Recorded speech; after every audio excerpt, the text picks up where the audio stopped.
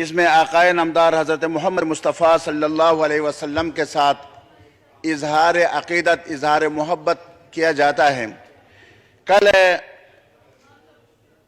تحریک لبیک پاکستان نے حویلیہ میں اس سلسلے میں جلوس نکالا اور وہ جلوس ایپٹ آباد کی طرف جا رہا تھا، لیکن جب ان کو پتہ لگ گیا کہ یہاں سے آگے دفعہ 144 ہے تو وہ وہاں سے واپس مڑ گئے، اور شام کے بعد ان کو وہاں راستوں میں صوبائی حکومت نے، خیبر پختونخوا کی حکومت نے، پی ٹی آئی کی حکومت نے، جو مدینہ کی اسلامی ریاست کا دعویٰ کر رہے ہیں، انہوں نے ان پر فائرنگ،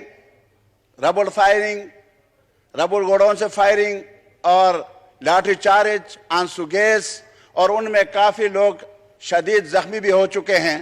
جناب اسپیکر، میں اپنی طرف سے، میں جماعت اسلامی کی طرف سے، میں دینی جماعتوں کی طرف سے، میں تحریک لبیک پر ہونے والے ان مظالم کی شدید مذمت کرتا ہوں۔ میں صوبائی حکومت کو تنبیہ کرتا ہوں کہ اگر آپ اس طریقے سے اگر رسول اللہ صلی اللہ علیہ وسلم کے لیے نکالے گئے جلوس پر فائرنگ کریں گے، لاٹھی چارج کریں گے، لوگوں کو زخمی کریں گے، تو انشاءاللہ ہم بھی نکلیں گے۔